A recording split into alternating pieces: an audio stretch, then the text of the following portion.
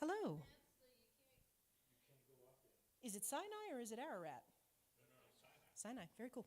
Hello. Good evening, everyone on Facebook. You've come in the middle of a conversation. We're talking Mount Sinai. All right. So, last week we technically finished the Old Testament, and I said that we were going to have an in-between week because we need to discuss the 400 years of silence that exists between the Testaments. Now, I am going to probably rely on my notes more intensively than I usually do when I'm teaching, but that's because this is so historically heavy, and I want to make sure that I'm giving you the exact right dates and timelines. That's important to me. So don't expect that tonight's Bible study is Bible intensive. It's history intensive, and it sets the stage for when we pick up in the New Testament next week.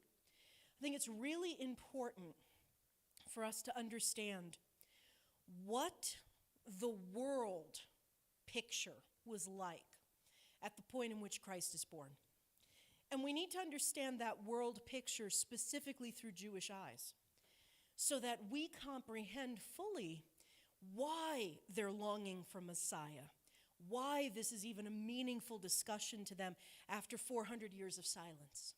So let's just start by saying the minor prophets that we were talking about at the end of last week, people like Ezra and all of them, these are prophets who said their piece. Malachi, the Italian prophet, as my husband says, Malachi, him being one of the final that spoke. And then God ceases speaking to Israel.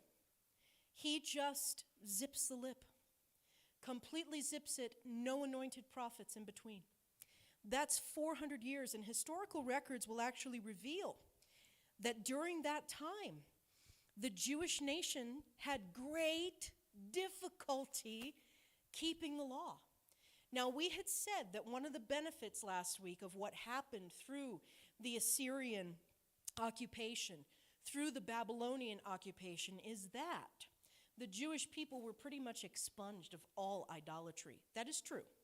That doesn't mean that they didn't idolize self and self-opinion, as we will quickly find out.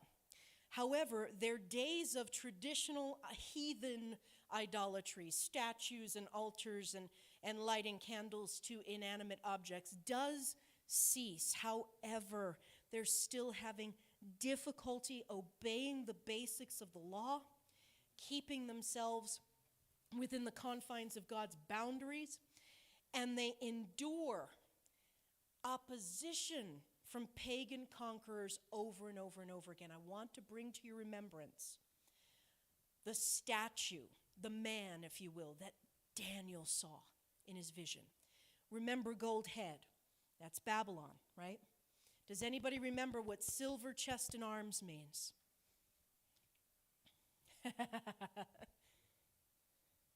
Dun, dun, dun, dun. Go back to your notes. The what? Well, everything after that, those are all great kingdoms. Which kingdom does the silver chest and arms represent? Nope, that's iron. Persian, Medes and the Persians. Very good. Very good. So Babylon's head of gold at this point is overthrown when we last left it off last week. And the Medes and the Persians have taken over occupation.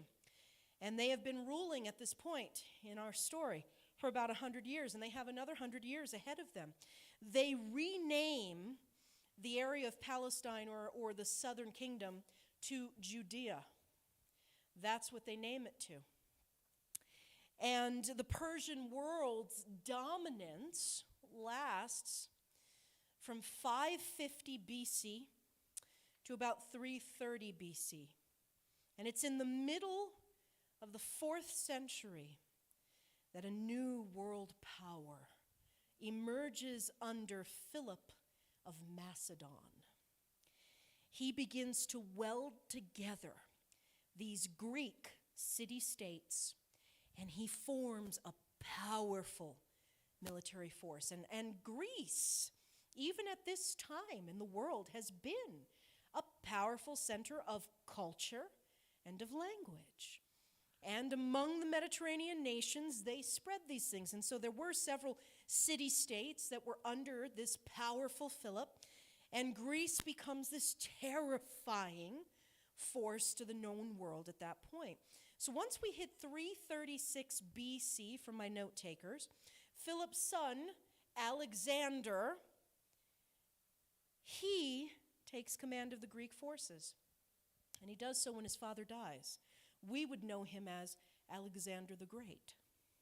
Okay? And he displayed skill. He was youthful. There's no doubt about it. In many regards, he was not exactly polished yet. But pretty soon, he led some ferocious campaigns that were potent. Alexander the Great, as we know him, died at a very tender age. He was only about 32, 33 when he died. They surmise that he died from either typhoid or malaria. Here's a little factoid, because I love to give you something for your Jeopardy facts, right? He had 3 last wishes, and his last wishes were very odd.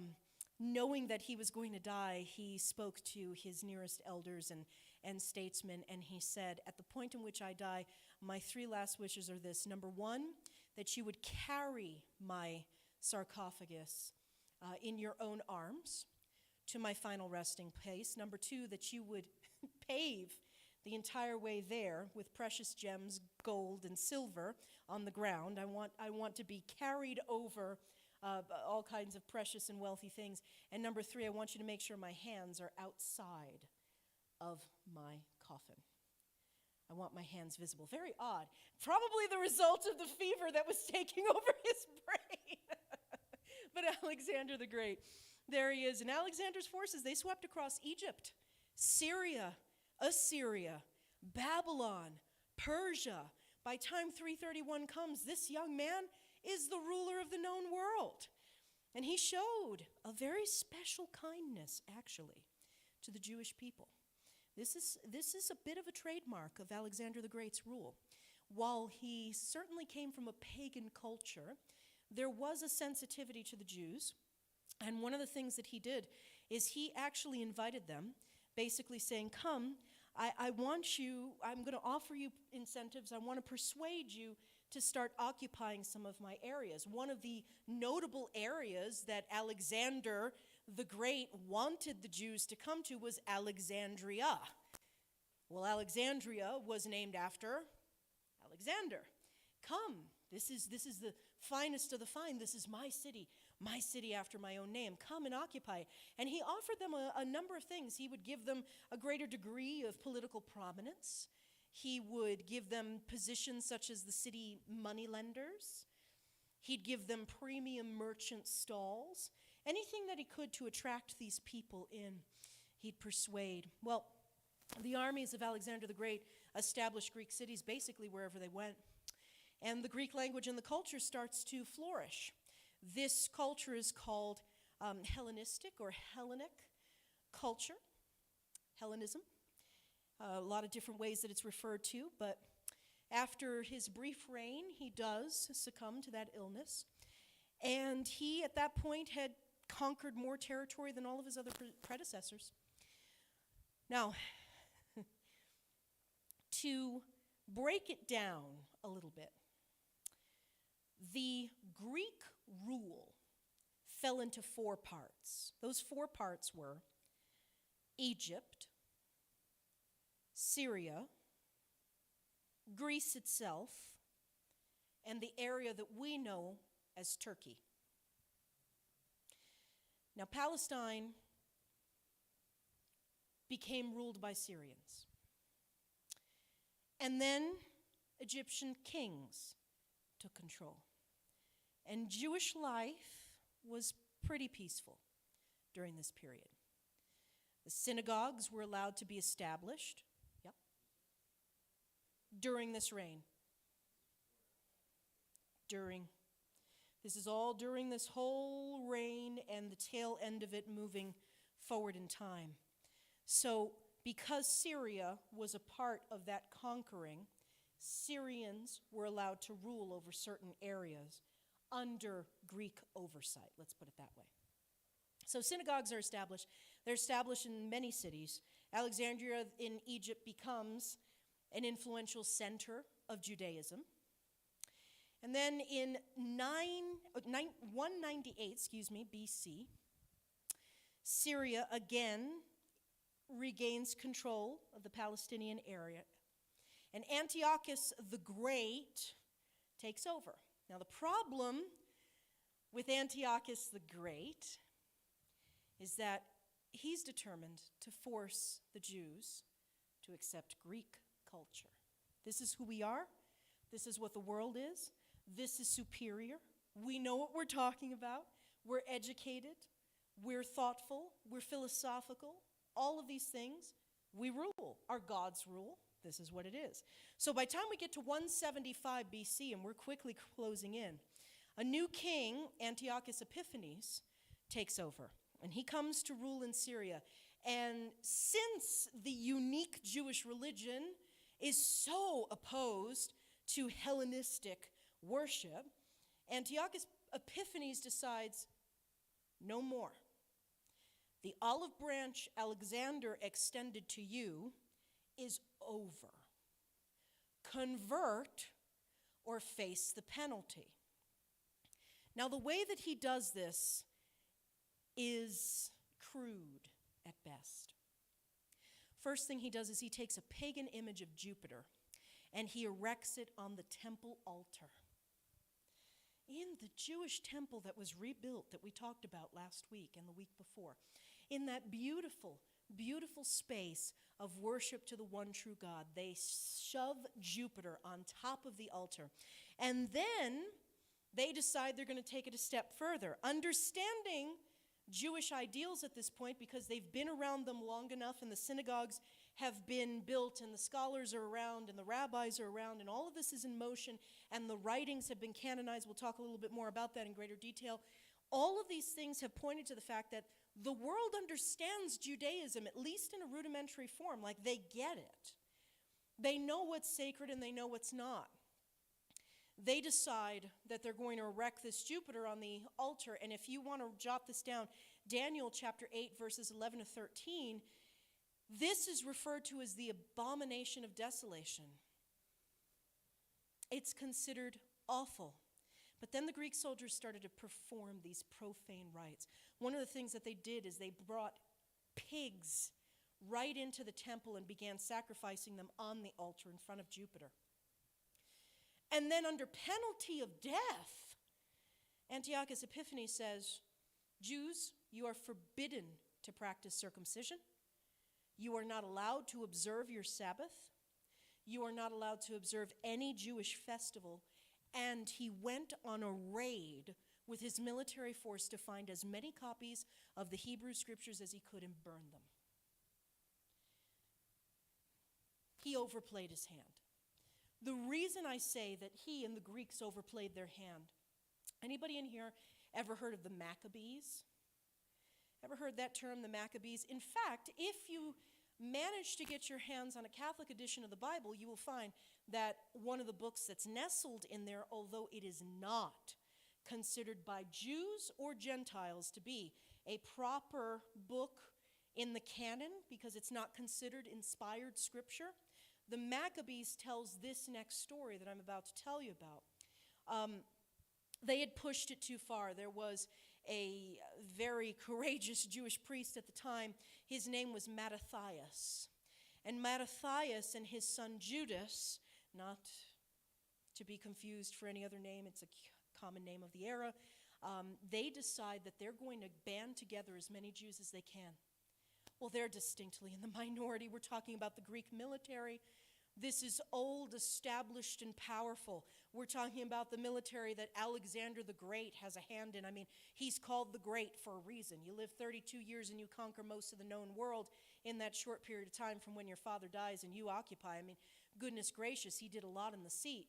And to think that these ragtag Jews who have not had to form military forces at all in hundreds of years, they've not really had a need to fight. This priest and his son say, you know what? We're forming a group and we're going to start fighting back because this is unacceptable. What's happened in our temples, what's been done to desecrate our area is beyond us. And so they form this group. And the word Maccabee means hammer. It means hammer. And they dealt literal hammer blows, this group. Absolutely unbelievable odds. They blew past them. They actually won a successive amount of battles against the Greek army, enough that the Greeks took notice and they managed to retrieve the city of Jerusalem. They took it out of Syrian control entirely. I mean, this is a serious story of the underdog, okay? They came back strong, these Maccabees, as they were called, right? And so what ends up happening is from about 167 BC all the way to 63 BC, so just a little north of 100 years, the Jews enjoy this period of independence. Absolute independence. Like, you know what? We got this. We've beaten it back. There's just a problem. In about 63 BC, the Greeks are conquered by the Romans. And Roman rule comes in place. Palestine is conquered by the Romans under a man named Pompey. And Judea's newly appointed governor was Antipater. And his son Herod. We see, now we're suddenly scuttling towards New Testament time, right? Herod the Great, he rules Judea from 37 BC to 4 BC. And to gain favor with the Jews, Herod the Great rebuilds the temple. There's his olive branch. Let's rebuild the temple at Jerusalem in magnificence. Let's rebuild it in splendor. Let's get the Jews on our side. But at the heart, this is a brutal ruler. Because the second he thinks, based on what he's been told, that there could be a Messiah for the Jews as opposed to them being able to be under his rule and him being able to extract the insane taxation that he was going to extract to build his Roman roads and all of these wonderful things. Instead of all of that, he decides, you know what? You think that you have this marvelous Messiah who's going to come in that's going to be your King of Kings and your Lord of Lords? I think not. And so Herod the Great, you will remember, in Matthew chapter 2, verses 1 to 23, is the one who issues the decree that all male children under the age of 2 should be slaughtered. So, I want you to think about the landscape at this point. The Jews have this heroic victory against the Syrian rule. They manage to get their land back, and now the whole world is squashed again under the Romans. Now the Romans have pulled them in and gave them all of the lovely benefits, taxing them within an inch of their lives, making it a bit difficult. But here they are, and this is the landscape that Messiah is going to come into. Let's pause and let's talk about some groups, specifically religious groups that came up at this time. Because I think we scan over these words in Scripture, but we may not necessarily understand these terms. Let's talk about the Sanhedrin. We've heard of the Sanhedrin court, right? This is something that appears in the New Testament. Jesus was brought in front of the Sanhedrin court as part of his judgment. To explain, the Sanhedrin court basically was formed in about the early 3rd century BC. This was a group, a body of Jewish men that essentially dealt with religious matters, but they also were permitted by Rome to rule over the Jews. So imagine Rome is the big power, and Rome puts in its pocket some semi-religious, but still likely a little crooked and power-hungry dudes that are essentially going to rule religious matters, but also be in the pocket of Rome. And when Rome doesn't want to deal with the Jews because they have all of these traditions and customs and rules and their law and all that stuff, hey, Sanhedrin court, you handle it. So it's kind of a puppet court, if you really think about it. They're there because the Romans allow them to be there, right? And they're utilized in this regard. The scribes. The scribes at that time were basically secretaries. That's all they were. So when Jesus says scribes and Pharisees, what is he really saying when he says scribes? He's talking about secretaries whose sole job was to copy and interpret the Old Testament scriptures. They were highly esteemed. Their job was quite difficult. Their job was quite intensive. So they didn't just get to mail that in. There were a lot of rules for how they had to handle it. But there's also a lot of pride and pomp that comes with being the one person in the room who is permitted to touch those holy scriptures and make copies of them. The Pharisees. Now, let me just say, you know how I just talked about the Maccabees? And I said that the Maccabees were essentially the great army that was formed off of a high priest and his son that are like, we're not going to let this happen. We're not going to let our temple be desecrated in this manner. The Pharisees actually emerge, believe it or not, from that whole line. And so the Pharisees were considered separated ones, and that's literally what the word means. Pharisees, they were Jewish leaders of the 3rd century who actually fought in the Maccabean army, and because of their great effort to basically preserve the temple and restore holiness, that whole lineage formed what we now know in the New Testament as the Pharisees. They spent the rest of their time after the wars preserving the law and then building a whole layer of tradition that they elevated above the law because they considered themselves the great saviors of the law. So if you ever wonder where the Pharisees formed from, they were Maccabean peoples who really thought highly of themselves and their own opinion because in a time when everyone else was a coward, they were brave. Very interesting. The Pharisees, hello, how are you? So, fancy meeting you here. So this is where the Pharisees formed from. Let's talk about the Sadducees. You guys have heard of the Sadducees in the New Testament. If I asked anybody what you thought a Sadducee was, what would you say? I think most people don't even have an opinion. It's like, we have a thumbs down. Okay, cool. Let me describe a Sadducee. They're basically a party of Jerusalem's aristocrats, okay? They're part of the high priesthood. But when I say high, I mean high and mighty and highfalutin. They cooperated with political rulers. If they're Romans, no problem. If you line my pocket, cool. They had wealth, they had influence, they were responsible for temple administration and rituals. And the Pharisees were quite unacceptable to the Sadducees. There was a rift between these two groups. And the Sadducees, this is intriguing. A little factoid about Sadducees. They didn't give one rip about what prophets had to say. They didn't believe in any of that. They cared only about the first 5 books, the Pentateuch, the Mosaic Law. If it wasn't in the first 5 books, didn't matter. The only traditions that they drew from were the first 5 books and the money in their pocket. And that was perfectly fine. As long as they had political clout and Rome was on their side and they could have their high feasts and their little soirees and their liver pate and their caviar, they were good. Those were the Sadducees. Let's talk about the Essenes. E-S-S-E-N-E-S.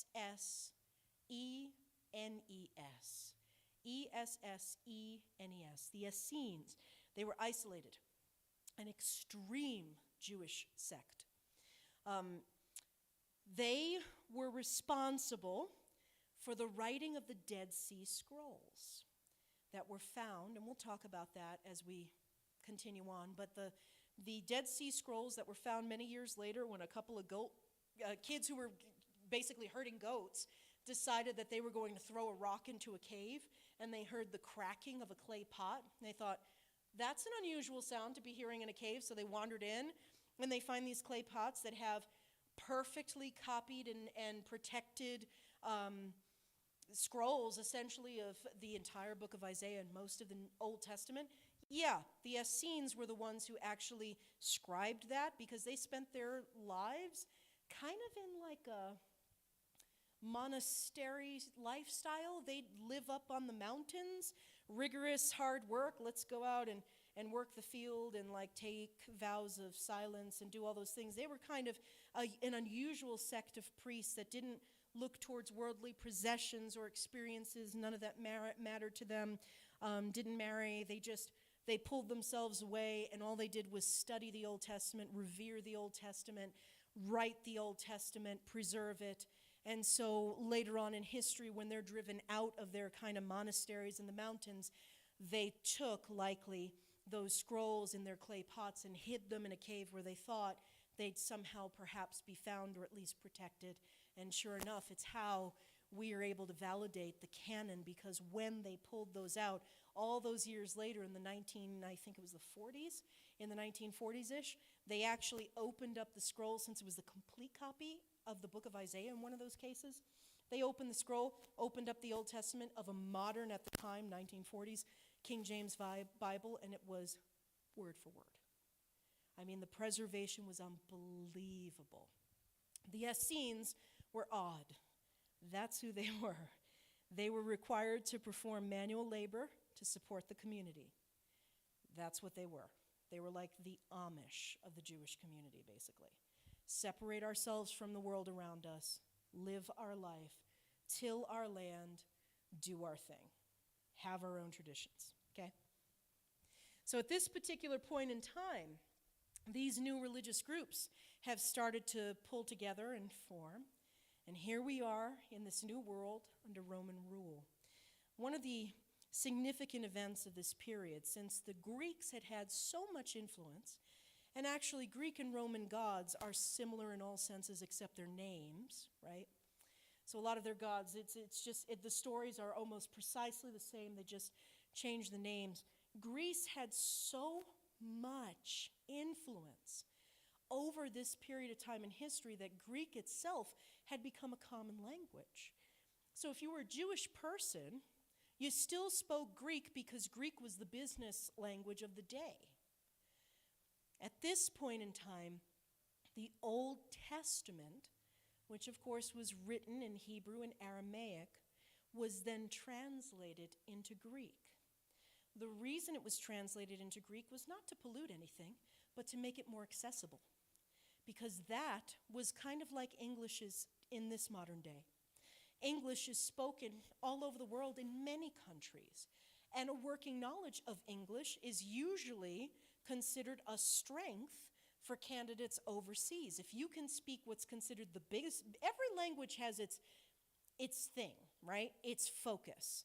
Greek is a language of philosophy.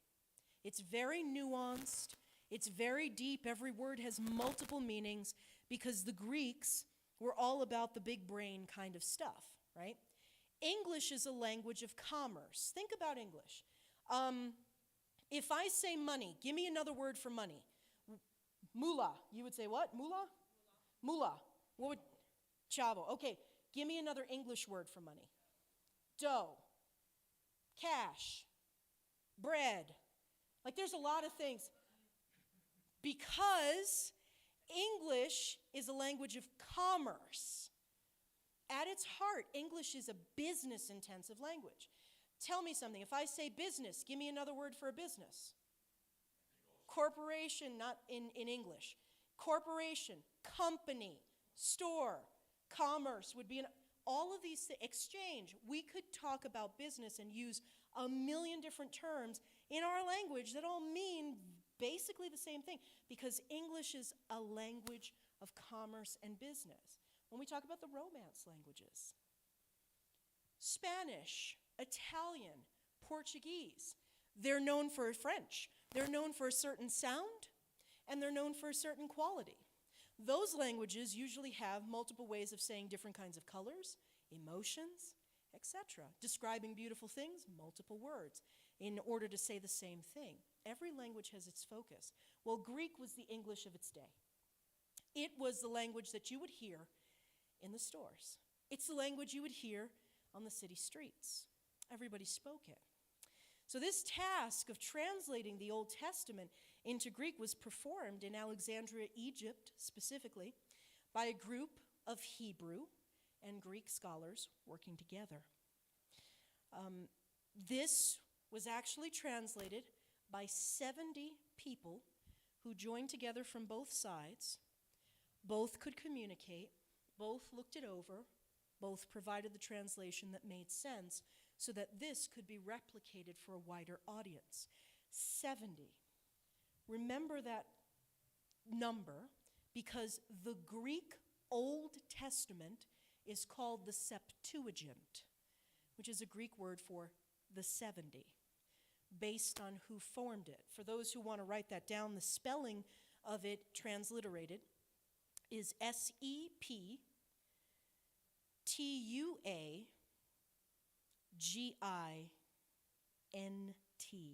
the Septuagint. Well, wherever the Greeks and the Romans marched, they were known for scattering their culture, and that's what they did. When you're a major power of the world, that's what you do. It's about conquering land and assimilating people to your culture, your way of thinking, your way of doing things. Wherever they marched, the Grecians basically taught the world the importance of learning and education. Because for them, philosophy, scholarship, reading, exploring the rules of the world, breaking the rules of the world, whatever that was something they highly valued. They wanted to put a question mark on everything. Why is it? Where do we come from?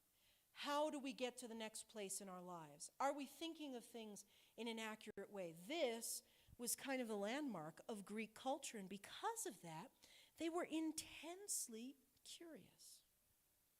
And that influence existed in Rome as well. So we're talking about a period of time when Christ comes in which people are willingly exploring the idea of religion and deity, spirituality, worship. All of that is on the mind. Don't forget, once we get into the New Testament, you already know by looking at your New Testament that many of the churches that were started in Greece. Very open, wild, okay, really scary at times. Paul and the things he had to say to the church at Corinth and the things that they were guilty of doing, it's kind of like, I love you guys, you're awesome, now change. Okay, because you're great. I wouldn't tell you anything other than you're wonderful, but you are wacky. And yeah, it's that influence and that all-consuming kind of approach. But now we're getting into a point in history where there's hunger. And there's distinct dissatisfaction. And there's no periods on anything. It's all question mark, ... It's ellipsis everywhere. Is that really the end story? Could there be more?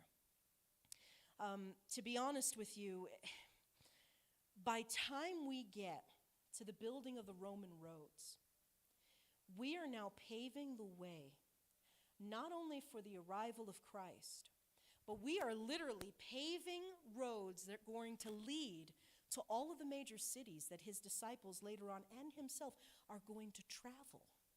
This is a point in history where things are speeding up and the development of society is kicked up into high gear. The Romans aren't playing. They're about conquering and spreading and doing so in ways where they can get from point A to point B easy for the sake of commerce and exchange. So notable things that happen. We have the Septuagint that's brought into play. We've got the Roman roads that are built. We've got the universal language of Greek, which, by the way, Christ would have been able to speak. Jesus would have been very well versed in speaking Greek, as well as all of his disciples. We have the influence and quest for knowledge. All of this is the climate that Messiah comes in. Can somebody read Galatians 4:4 for us? Galatians 4:4.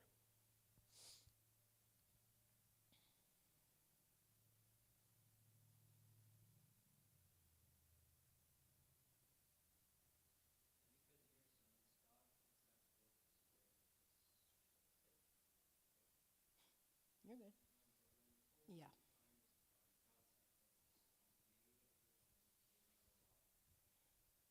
When the fullness of time.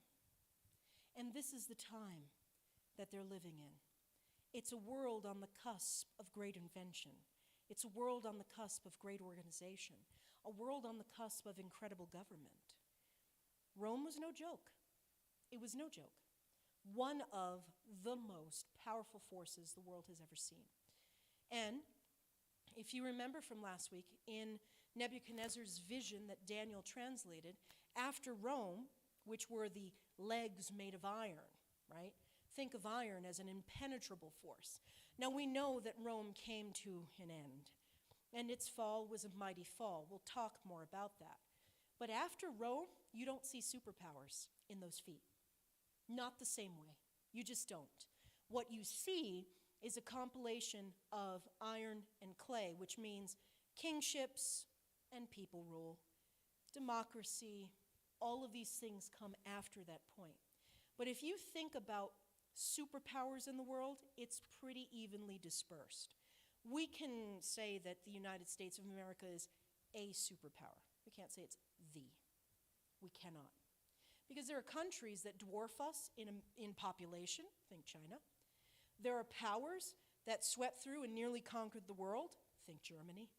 There's a lot that has happened after the point of iron, where it's been power struggle, clay and iron. It's mixed. Clay and iron, in natural terms, shouldn't mix well. That should not make a natural mix. In fact, I would dare say, if you attempted to get clay to cleave to iron, you're going to find a lot of brittleness and breaking. You're going to find that these two things just can't coexist. And we find after this point that the world itself was not so much conquered in any kind of known way by one king or one power. You find that there's this struggle of battles and wars, and a nation rising, a nation falling, a type of ideology, think communism, rising, falling. This is what you'll find after this point. So really, the last tremendous power is Rome, and this is when Christ comes in the fullness of time, when the scriptures are translated, when religion is something that has an interesting flavor in the mouth of the world, when travel is made easy, when persecution is happening and people are being scattered, when people are being afflicted, when taxation is heavy. Doesn't this sound so similar to all the other times the children of Israel were conquered? Think Egypt. They're under the thumb, they cry out, God sends a Messiah. Assyrian dynasty coming in. Under the thumb, cry out, God restores a remnant. Babylon, under the thumb, cries out, there's a cycle. And now we're under Roman rule, being taken advantage of, having our religion corrupted, having religious groups rise up in the midst of us that have these very differing points of view that don't hold to the Holy Scripture. And here we are, sweating it out, crying out again. So, I'm going to stop there. Next week we're going to pick up, and we're going to go into the New Testament. Christ is on the way, guys. He's on the way. Yep. When it came down to the scriptures had to be right, because one letter off the scripture, it would destroy the whole thing, and they had to start all over again. Absolutely. And that's. They had to, the scribes, we talked about this during canon, but the scribes actually had to read the word mentally, one word.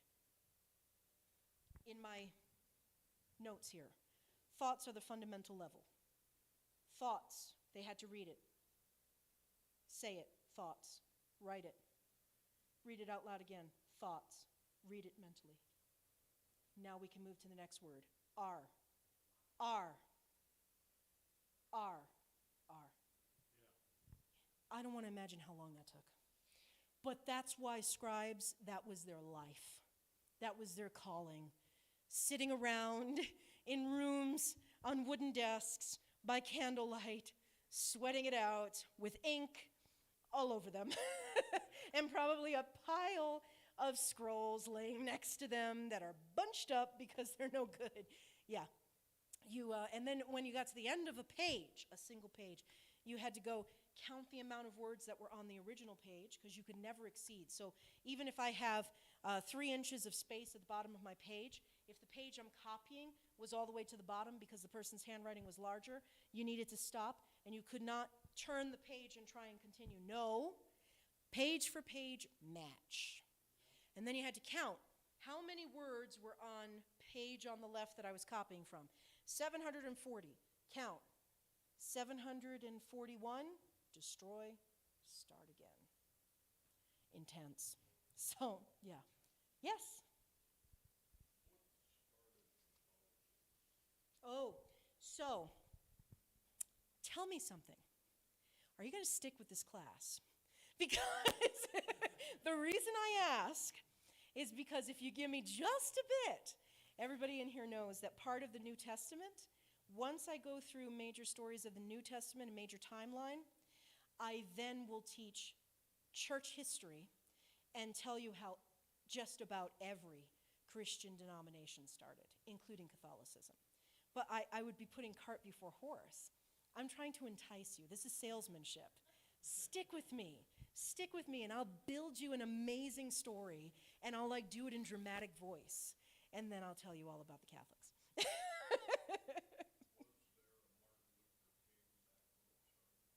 There was not a Martin Luther King, but there was a Martin Luther. Martin Luther, yes. Stick with me. Just stick with me. That's all I ask. Because now I'm excited. I love getting into, it's funny, history class, I didn't appreciate it when I was a kid. Not at all. Now that I'm an adult and I teach Bible studies, the historical context, you almost can't teach the Bible and do it justice unless you know the time periods and why things happened the way they did and why it was meaningful then. There's no way to ever relate to material unless you know what they were experiencing, what they might have been feeling, right? I think we're living in a day that's not dissimilar to this idea of Roman rule, because many of our churches have hopped in bed with the government, and many of our churches have taken their cues and aligned themselves to political powers. Now we can appreciate what Roman rule probably felt like because we have something very similar. But we'll talk more about that in a bit. Just stick with me. Okay. All right. Who would like to pray?